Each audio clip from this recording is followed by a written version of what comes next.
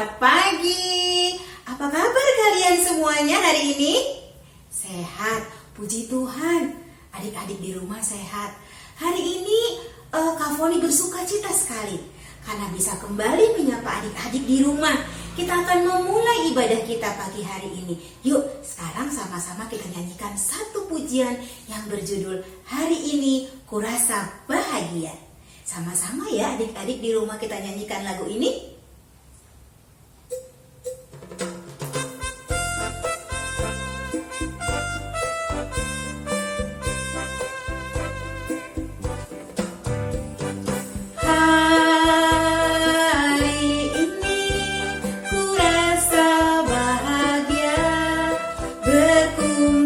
Bersama saudara seiman,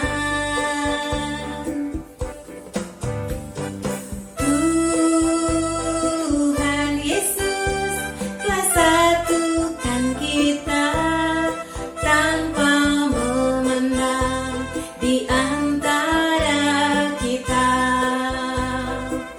Bergandengan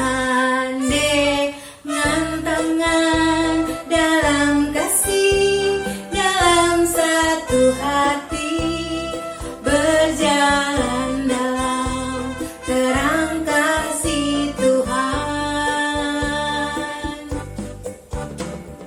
Kau sahabatku, kau saudaraku, tiada yang dapat memisahkan kita.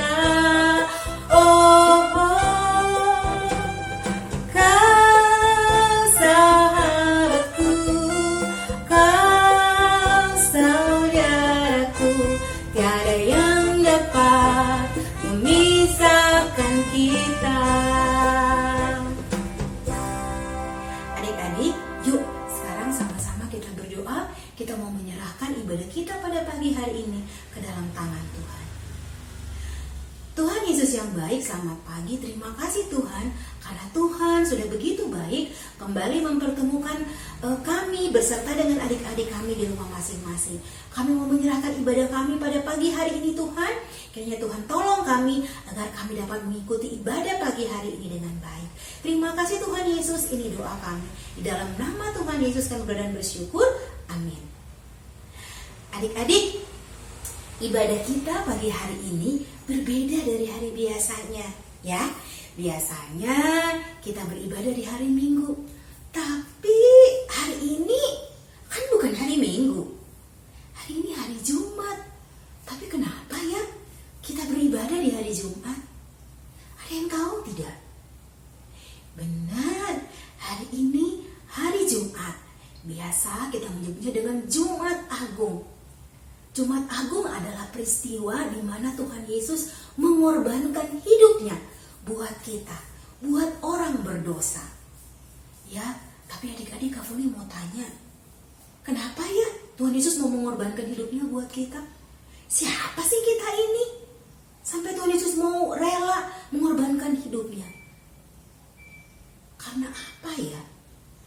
Benar, karena kasih.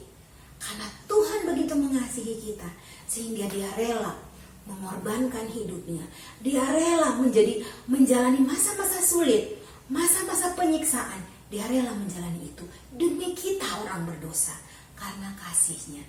Kita nyanyi yuk sama-sama sebuah lagu yang berjudul Kasih Allahku Sungguh Telah Terbukti.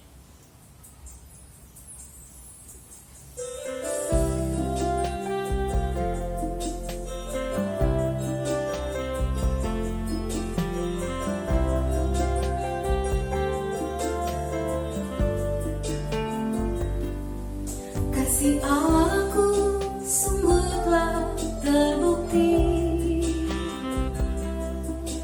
ketika diserahkan anaknya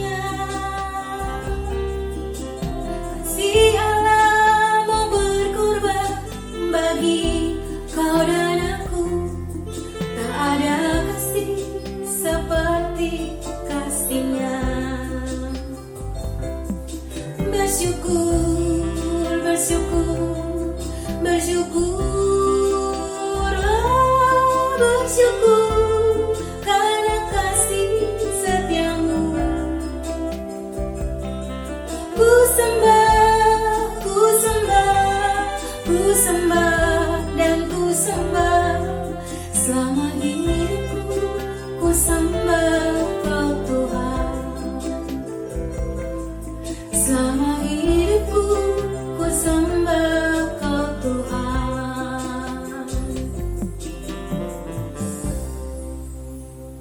Iya adik-adik, kasih itu adalah kasih yang sungguh-sungguh, kasih yang tidak pernah berhenti, kasih yang tidak pernah terbatas, dan kasih yang tidak pernah berkesudahan. Itulah kasih yang dimiliki oleh Tuhan Yesus untuk kita, untuk adik-adik, untuk Kak Foni, dan untuk semuanya. Kita nyanyikan satu pujian yang berjudul Dihapuskan Dosaku. Adik-adik di rumah, kita nyanyi dengan semangat ya, karena dosa kita sudah dihapuskan.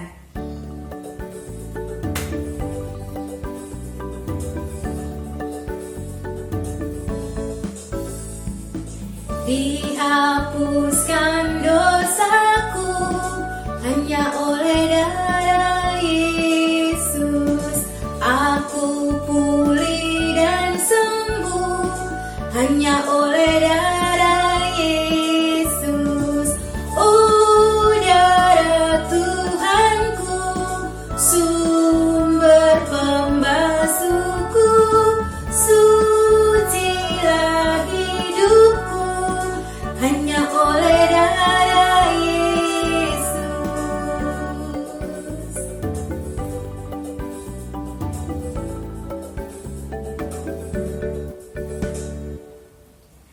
Adik-adik, sebentar lagi kita akan mendengarkan firman Tuhan. Kita mau mendengarkan sebuah cerita. Tapi sebelum firman Tuhan kita dengarkan, kita mau nyanyikan sebuah lagu yang berjudul Ku Utus Kau.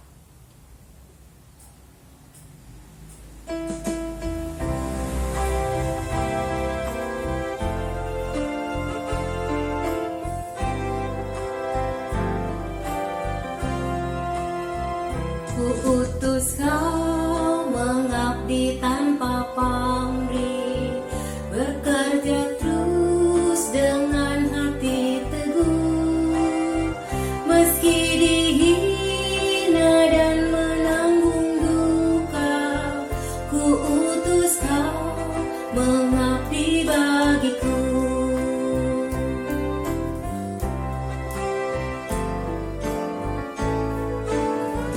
Ku utus Kau membalut yang terluka, menolong jiwa syarat berkeluh, menanggung susah dan derita dunia. Ku utus Kau berkorban bagiku.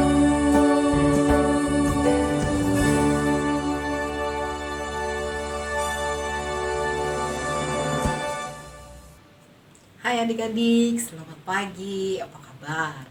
Kakak berharap adik-adik selalu dalam keadaan yang sehat, semangat, dan penuh sukacita. Nah, hari ini kita mensyukuri dan merayakan satu peristiwa yang teramat besar yang sudah Yesus lakukan buat kita, yaitu peristiwa kematian Yesus di kayu salib, atau yang kita kenal dengan nama Jumat Agung. Nah, adik-adik, kita akan mengawali pemberitaan firman pagi hari ini dengan doa. Mari kita berdoa. Terima kasih Tuhan untuk cinta Tuhan, untuk kebaikan Tuhan, sehingga dalam keadaan kami sebagaimana adanya kami saat ini, kami masih boleh diizinkan Tuhan untuk mendengar firman Tuhan. Berbicaralah Tuhan untuk setiap kami yang mendengarkannya, biarlah firman Tuhan terus memberi kekuatan dalam kehidupan kami, membuat kami semakin menghayati cinta Tuhan, dan menjadikan kami berkat bagi sesama kami. Di dalam nama Tuhan Yesus kami sudah berdoa. Amin. Adik-adik, kakak punya satu pertanyaan buat adik-adik. Menurut adik-adik, apa yang paling besar yang sudah Tuhan Yesus berikan buat kita? Adik-adik hanya boleh menjawabnya dalam satu kata. Ayo, apa yang langsung adik-adik pikirkan? Atau mungkin adik-adik sudah ucapkan di rumah. Menurut kakak, satu kata itu adalah cinta. Kenapa cinta? Karena cintanya yang terlalu besar buat kita, Yesus rela mati di kayu salib untuk menebus dosa kita semua dengan cara yang tidak mudah dan tidak murah. Tidak mudah karena perjalanan Yesus menuju salib itu penuh dengan penderitaan. Tidak murah karena jaminan atas keselamatan kita adalah darahnya sendiri. Hari ini kakak akan menjabarkan kisah penyaliban Yesus yang terambil dari firman Tuhan Yohanes pasalnya yang ke-19 ayat 17 sampai 30. Mari kita baca bersama. Sambil memikul salibnya, ia pergi keluar ke tempat yang bernama tempat tengkorak, dalam bahasa Ibrani Golgota. Dan di situ ia disalibkan mereka, dan bersama-sama dengan dia disalibkan juga dua orang lainnya, sebelah menyebelah. Yesus di tengah-tengah. Dan Pilatus menyuruh memasang juga tulisan di atas kayu salib itu, bunyinya, Yesus orang Nazaret, Raja orang Yahudi.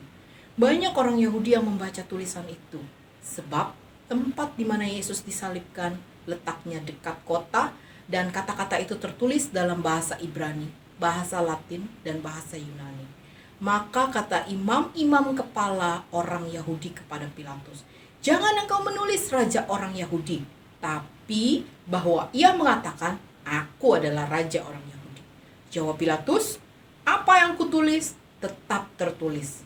Sesudah prajurit-prajurit itu menyalibkan Yesus, mereka mengambil pakaiannya, lalu membaginya menjadi 4 bagian, untuk tiap-tiap prajurit 1 bagian.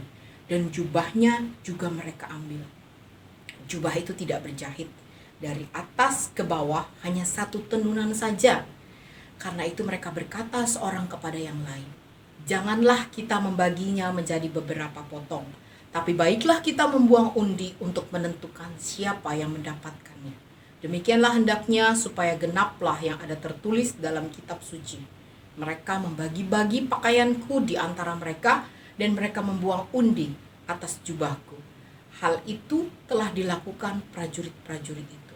Dan dekat salib Yesus berdiri ibunya dan saudara ibunya, Maria, istri Klopas, dan Maria Magdalena.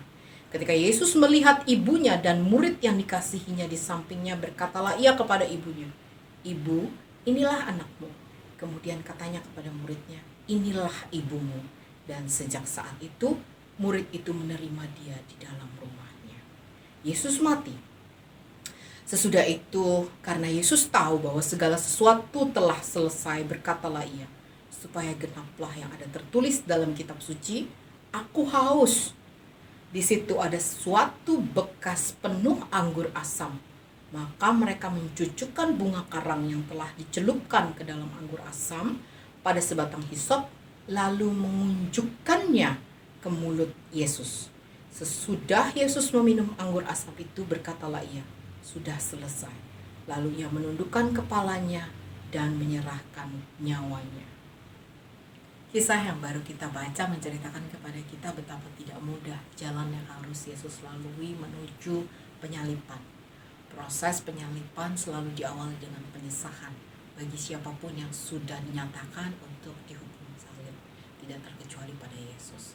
Dan penyesahan itu dimulai dengan perjalanan yang cukup panjang menuju tempat penyaliban. Dan bukan hanya perjalanan yang lancar adik-adik, tapi di dalam perjalanan itu Yesus harus memikul sendiri salibnya. Yesus dicambuki, Yesus diolok-olok, Yesus didorong-dorong, dan Yesus berjalan sambil terhuyung-huyung menuju ke tempat penyalibannya. Nah, adik-adik pasti masih ingat apa nama tempat penyalibannya. Tempat penyaliban Yesus bernama Bukit Tengkorak atau Bukit Golgota. Bukit Tengkorak, nama yang sangat menakutkan buat kita. Dan memang di bukit itu terjadi peristiwa-peristiwa yang cukup menakutkan, yang salah satu contohnya adalah penyaliban. Di atas Bukit Tengkorak, Yesus dipaku, Yesus disalib, dan di kepalanya dikenakan mahkota duri.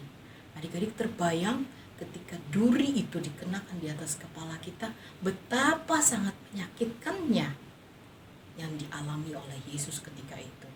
Di atas salib Yesus tertulis, Yesus orang Nazaret, Raja orang Yahudi. Dan setelah sekian lama Yesus berada di atas salib, Yesus mengalami satu kehausan yang luar biasa. Yesus berkata, "Aku haus." Kehausan ini merupakan tanda bahwa Yesus sudah semakin mendekati saat kematiannya. Dan apa yang dilakukan oleh para prajurit ketika itu, prajurit mengambil hisop yang di atasnya ada bunga karang, lalu dicelupkannya kepada anggur asam dan disodorkannya kepada Yesus, sehingga Yesus memperoleh minuman air anggur tersebut melalui isapan dari bunga karang tersebut. Dan ketika Yesus hampir mengakhiri hidupnya, Yesus mengucapkan sebuah kalimat pendek, yaitu sudah selesai. Kalimat ini memang pendek, hanya terdiri dari 2 kata, tapi kalimat ini bermakna dalam, karena melalui kalimat ini Yesus menyatakan bahwa Dia sudah berhasil menyelesaikan tugasnya yang sungguh mulia, yaitu menyelamatkan dunia ini, menebus dosa kita semua. Dan tugas kita adalah sebagai orang-orang yang sudah ditebusnya, melakukan kebaikan sebanyak mungkin, agar cinta Yesus yang sudah kita rasakan boleh juga dirasakan oleh banyak orang. Adik-adik, kakak akan meringkas cerita yang baru saja kakak sampaikan dengan menunjukkan sebuah kantong kepada adik-adik. Kantong ini kakak namakan kantong keselamatan. Bagian depan dari kantong ini berwarna hitam. Warna hitam bukanlah warna yang disukai oleh banyak orang. Sebagian besar orang mungkin berkata warna hitam tidak menarik. Dan warna hitam di sini kakak pakai untuk melambangkan kehidupan kita yang sudah dipenuhi dengan dosa. Karena dosa ini, kehidupan kita menjadi kehidupan yang tidak baik. Persahabatan kita dengan Allah menjadi terputus. Tapi Allah sungguh mengasihi kita. Allah tidak tinggal diam. Allah mengorbankan anaknya yang tunggal yang bernama Yesus. Hari ini kita rayakan peristiwa kematiannya, yang melalui darahnya kita semua diselamatkan. Kita semua sudah menjadi ciptaan yang baru. Dosa sudah dikalahkan oleh pengorbanan Yesus di kayu salib. Dan kita menjadi ciptaan-ciptaan yang baru, yang suci, yang kembali murni, yang dilambangkan dengan warna putih ini adik-adik. Tapi ketika kita sudah disucikan, ketika kita sudah dimurnikan kembali menjadi orang-orang tebusan Allah, Allah juga tidak mau kita tinggal diam begitu saja. Kita harus bertumbuh di dalam cintanya Tuhan tersebut. Dan kakak menggunakan warna hijau melambangkan satu pertumbuhan yang harus ada dalam hidup kita. Ketika adik-adik melihat tanaman, adik-adik pasti akan melihat tanaman berwarna hijau yang akan tumbuh dengan subur, yang mungkin akan menghasilkan buah atau bunga. Demikian pula dengan hidup kita, kita harus bertumbuh. Bagaimana caranya bertumbuh, Kak? Caranya dengan tidak membalas kejahatan dengan kejahatan, lalu mau berbagi dengan sesama kita yang kesusahan, mau tinggal di rumah supaya mencegah semakin meluasnya penyebaran virus corona, dan banyak hal lain yang bisa kita lakukan untuk menyatakan kebaikan di dalam kehidupan kita. Dan apa tujuannya adik-adik? Tujuannya adalah satu kekekalan yang kakak lambangkan dengan warna kuning. Warna kuning melambangkan satu kekekalan ketika kita sudah berada di sorga kelak, yaitu kita tinggal bersama dengan Tuhan Yesus yang sudah merelakan nyawanya untuk menebus dosa kesalahan kita, dengan satu syarat: selama kita hidup di dunia, kita terus menjadikan Tuhan Yesus sebagai Tuhan dan Juru Selamat kita. Kita terus menjadikan Yesus sebagai sahabat yang terbaik bagi kita, dan kita juga menyatakan kebaikan Tuhan bagi sesama kita. Baiklah, kakak akan mengakhiri penyampaian firman Tuhan hari ini dengan memberikan satu ayat hafalan bagi adik-adik yang akan kakak sampaikan melalui satu pujian. Karena begitu Allah cinta dunia hingga diberikannya anaknya yang tunggal, supaya yang percaya tidak binasa, melainkan dapat hidup kekal. Ayat hafalan terambil dari Yohanes 3 ayat 16. Dan kita akan menutup ibadah kita pagi hari ini dengan berdoa. Mari kita berdoa.